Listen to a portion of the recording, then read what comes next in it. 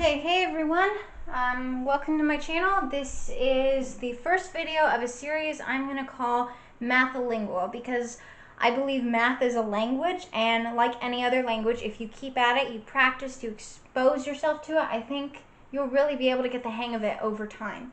So today I'm going to start off with a little bit of a discussion on the different kinds of real numbers.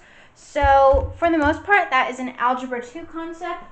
My examples and topics discussed come from this textbook. I have a couple of mathematics textbooks. This is Prentice Hall Algebra 2. So today I'm going to be going over real numbers. So when we think about real numbers, and note, yes, there is also time for a discussion on imaginary numbers, but I think that would be a topic for another day. So what are the different kinds of real numbers? So first off, I think we have to start by defining what is a real number, because the fact of the matter is there are different kinds of real numbers.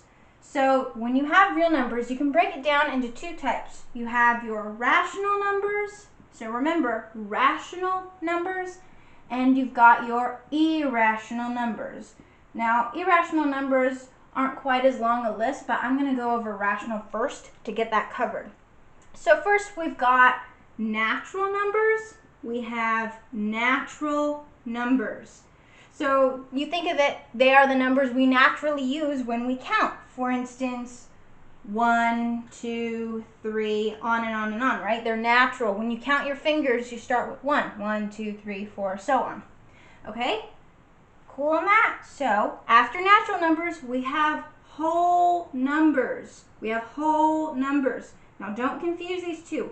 Whole numbers are like the natural numbers. They are the natural numbers and 0, okay? So now we're including 0. So when you have the natural numbers and 0, you get whole numbers, all right? And then after that, you have what are called integers. We have integers, all right? So integers are the natural numbers. So we have the natural numbers. We have their opposites, which I'll get to in a minute. And we have 0. And we have 0, all right? So to recap real quick, natural numbers are the ones that you use to count, like 1, 2, 3, so on. Whole numbers, you have natural numbers and 0. Integers, you have the natural numbers, their opposites, and 0. Or if you want to think of it another way, I guess, the whole numbers plus the opposites of those non-zero digits. So let's say -3, -2, -1, 0, 1, 2, 3, and so on, right? All right. So those are your integers, right? And it just keeps going on in both directions, toward positive infinity and the other way toward negative infinity, all right? So these are the three basic kinds of rational numbers.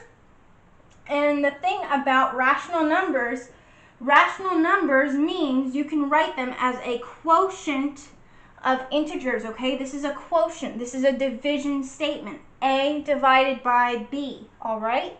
So you can write rational numbers as a quotient of integers. So for instance, if I took -3, I could write -3 as -3 over 1, right?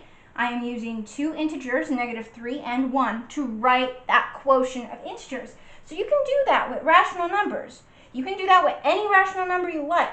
And another thing about rational numbers also include terminating decimals.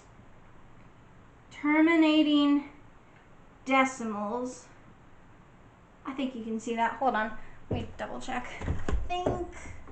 Yeah, okay, you can see it. Just want to make sure. This is my first video after all. Okay, terminating decimals. So like 0.625, that is a terminating decimal, right? There's nothing after it except 0, 0, 0, and on. It's the same thing. Okay, so you've got those in the rational number group. But then you've also got repeating decimals, okay? So you've got repeating decimals, okay? Repeating decimals are like if you take the fraction 1/3 and convert it to a decimal, I'm sure you've seen this before. You get 0.33333 all the way on and on. So in math, we can just write that as 0.3 with a line over the 3. That means the 3 repeats, okay? But it is rational because we know what to expect in that decimal. It's just going to be 3, okay? Good so far? So that is rational numbers, okay? Now let's go over to the other side. Let's talk about irrational numbers, okay? Irrational numbers. You cannot write irrational numbers as this quotient of integers, okay? So let's take, for example, pi, okay? You'll see this, you'll see pi a lot. So pi, you'll see pi a lot in circumference when you're trying to find the length of a circle or a circle's area or the volume of a sphere or a cylinder, right? So pi is a very important rational number.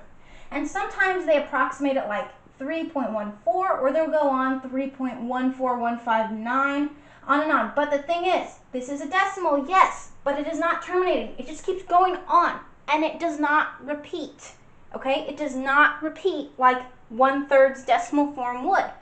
So that is why it is irrational.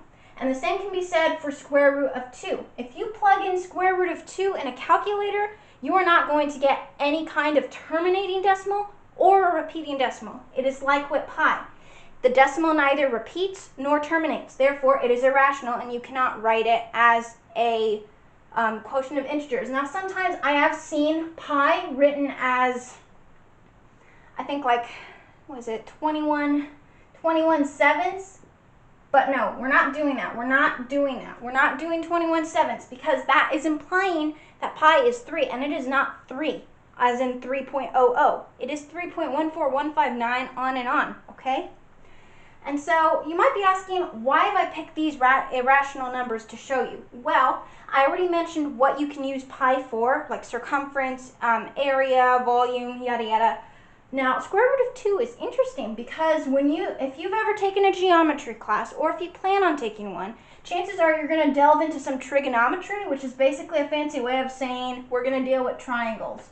And square root of 2 just so happens to be in the relationship of a special right triangle. So let's say you have a right triangle that is 45 degrees, and 90 degrees. And these two legs are of side S, of side length S. So if your legs are each of length S, that means your hypotenuse is going to be S times square root 2. See? Square root 2 does come in handy. One more I want to mention is Euler's number, E. So this is a very interesting number. It's a little more than 2, if I remember correctly, but you'll see it a lot in exponential functions. So for instance, the formula for continuously compounded interest. So that would be A of t, where A of t is your total amount at time t, equals P, the principal, your original amount of money, times E, when E is raised to the power of RT, where T is the time in years and R is the annual rate, all right? So you think about it, there are ways that you can use irrational numbers, and they are around us. Remember, I think a lot of our world is structured around mathematics, so you start to see these patterns, they really are there in different aspects. So there you have it in a nutshell. You've got real numbers, you've got rational, you've got irrational, and you've got some examples along the line. So I hope this video was helpful, and I'm looking forward to making some more Mathelingual videos to come because I've got a lot to talk about math and a lot to catch up myself. So until next time, Maya out.